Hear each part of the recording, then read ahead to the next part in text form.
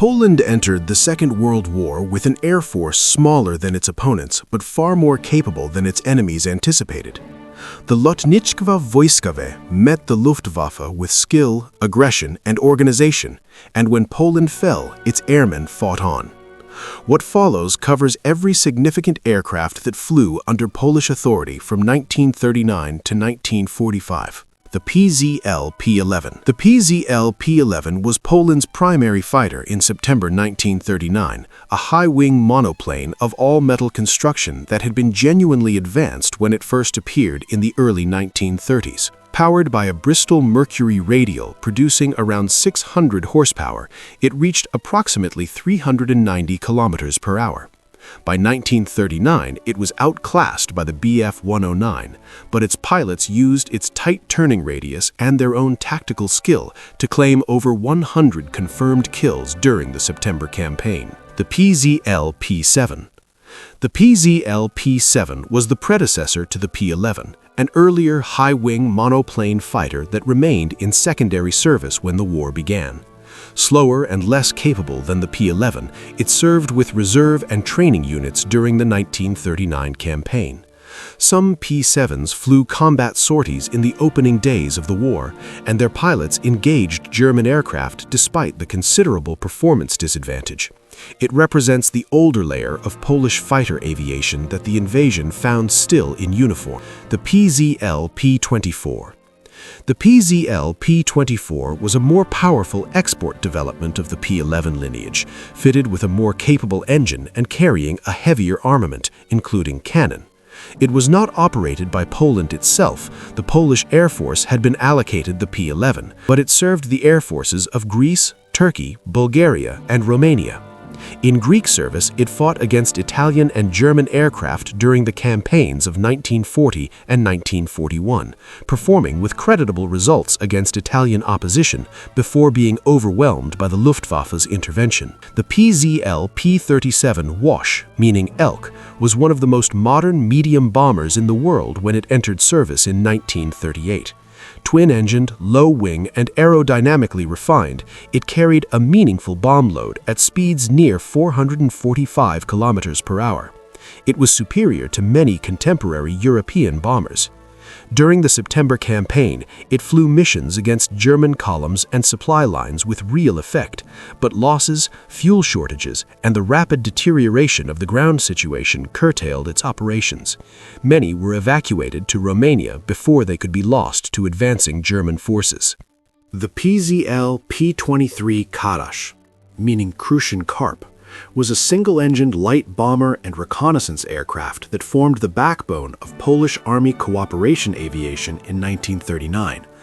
Powered by a Bristol Pegasus radial, it reached around 320 kilometers per hour, a speed that left it vulnerable to fighter interception. It flew extensively during the September campaign, conducting reconnaissance and bombing missions with determination and suffering heavy losses in the process. Polish crews pressed their attacks regardless, earning a record of operational commitment that the aircraft's performance made costly. The PZL P-43. The PZL P-43 was an export variant of the Karaś developed for Bulgaria. Featuring a more powerful engine and modest improvements over the base design, it served the Bulgarian Air Force during the war years in reconnaissance and light attack roles. Bulgaria's alignment with the Axis meant the P-43 operated within the German-dominated order of battle in southeastern Europe, a circumstance that gave this Polish-designed aircraft an unusual operational context entirely removed from its country of origin. The PZL P-50 Jastrząb. The PZL P-50 Jastrząb, meaning Hawk, was Poland's intended next-generation fighter, a modern monoplane designed to replace the P-11 and bring Polish fighter aviation into full parity with contemporary European standards. With a projected speed of around 520 kilometers per hour and an enclosed cockpit, retractable undercarriage, and heavier armament, it represented a genuine leap forward. Only 2 prototypes were completed before the invasion. Had production proceeded on schedule, it would have substantially altered the balance of the 1939 air campaign. It did not, and the Jastrząb remains one of the significant might-have-beens of Polish aviation history. The PZL P-38 Wilk. The PZL P.38 Wilk, meaning wolf, was a twin-engine heavy fighter designed for long-range escort and interception duties. Conceived as a complement to the P-50 in the fighter role, it reached prototype stage but did not enter production.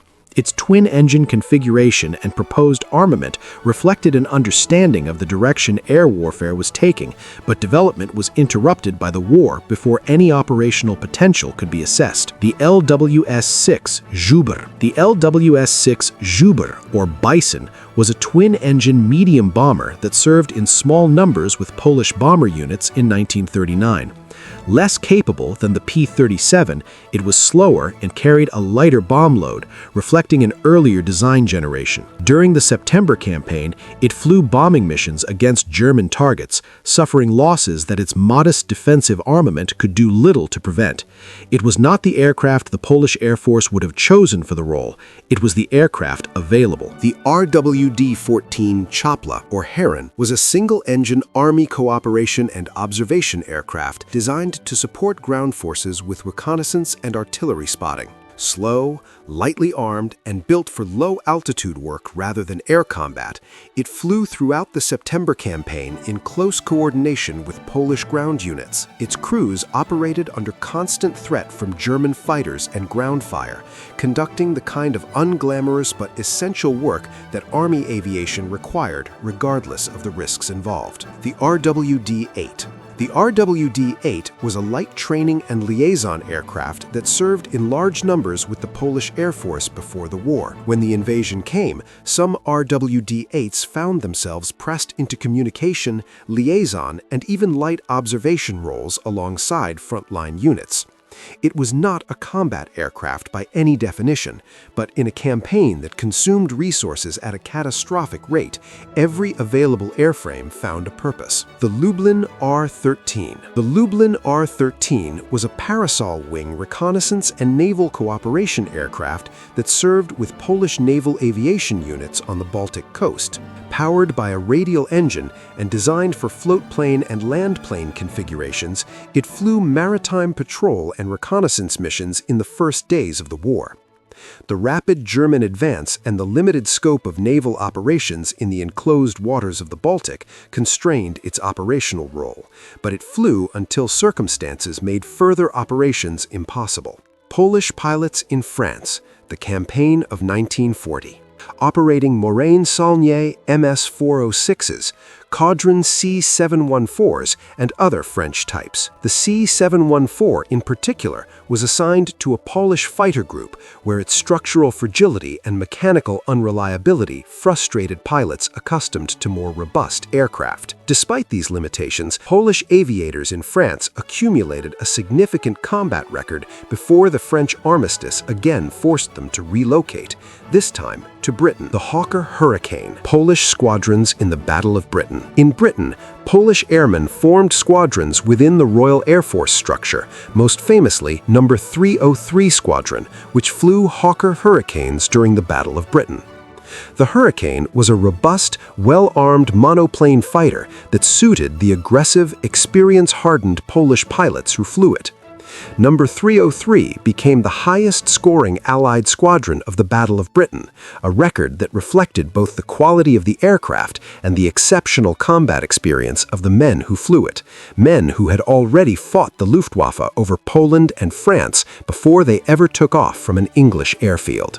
The Supermarine Spitfire, Polish squadrons. As the war progressed, Polish fighter squadrons transitioned to the Supermarine Spitfire, flying successive marks as they became available. Polish Spitfire pilots served in the defense of Britain, in offensive sweeps over occupied Europe, and in operations over North Africa and Italy. The Spitfire's combination of speed, maneuverability, and incremental development kept Polish units at the cutting edge of Allied fighter aviation through the middle and later years of the war. Polish pilots flew Spitfires until the last day of the European conflict. The Bristol Blenheim, Polish bomber operations. Polish bomber crews who reached Britain were assigned to Blenheim-equipped units within RAF Bomber Command. The Bristol Blenheim was a twin-engined light bomber of moderate performance, used extensively in the early war years for daylight raids against targets in occupied Europe. Polish crews flew these missions with the same determination that had characterized their operations over Poland, accepting significant losses on operations that the Blenheim's limited speed and modest defensive armament made inherently costly. The Vickers Wellington. Polish bomber squadrons, particularly No. 300 and No. 301 squadrons, transitioned to the Vickers Wellington as Bomber Command expanded its night offensive. The Wellington was a twin-engine medium bomber of geodetic construction that proved more durable than its appearance suggested, capable of absorbing considerable battle damage and returning. Polish crews flew Wellingtons on night bombing operations over Germany and occupied Europe through the middle years of the war, accumulating an operational record of sustained commitment to a campaign that demanded endurance as much as courage. The Handley Page Halifax. As Bomber Command moved to four-engine heavy bombers, Polish squadrons received the Handley Page Halifax, a large, capable aircraft with substantial bomb-carrying capacity. The Halifax represented a significant increase in striking power over the Wellington. Polish crews flew Halifaxes on deep penetration raids into Germany, participating in the strategic bombing campaign that formed a central element of Allied strategy in the war's latter years. The demands of heavy bomber operations, long-duration flights, intense anti-aircraft opposition, fighter interception, made these among the most costly missions of the entire war.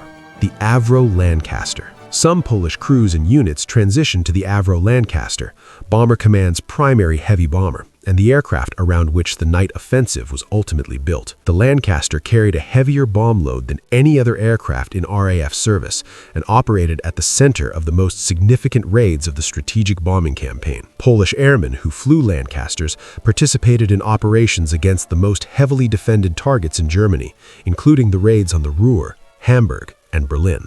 The de Havilland Mosquito. Polish airmen also flew the de Havilland Mosquito in various roles, as a night fighter, pathfinder, and light bomber. The Mosquito was constructed largely of wood, powered by twin Merlin engines, and achieved speeds that made it one of the fastest operational aircraft of the war.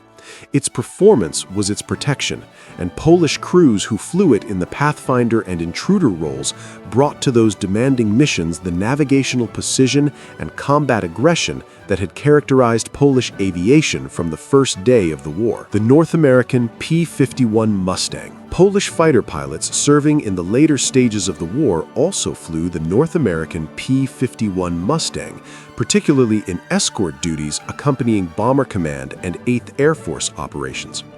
The Mustang's long range and high performance made it the definitive Allied escort fighter of the war's final phase. Polish pilots who had begun the war in P-11s and progressed through Hurricanes, Spitfires, and ultimately Mustangs traced in their personal histories the entire arc of fighter aviation's development across 6 years of conflict. The PZL MD-20 and experimental projects. Among the lesser-known chapters of Polish aviation during the war were the design and development efforts conducted in Exile. Polish engineers and designers working in Britain contributed to various projects and studies attempting to advance concepts that the invasion of 1939 had interrupted. These efforts bore limited immediate fruit in terms of operational aircraft, but they sustained the technical community and the institutional knowledge of Polish aviation through the years of occupation, preserving capabilities that would be needed when the war ended. The Ferry Battle. Early Polish operations. Some Polish units in the early stages of their reorganization in Britain and France flew the Ferry Battle, a single-engined light bomber that had already demonstrated its vulnerability during the Battle of France in Allied service. Polish crews assigned to battles flew training and limited operational sorties before transitioning to more capable types. The battle's presence in Polish operational history is brief, but it forms part of the complete record of aircraft that Polish airmen flew under Allied command. The Douglas Boston. Polish light bomber and intruder units also operated American-built types, including the Douglas Boston and the North American Mitchell in the later stages of the war.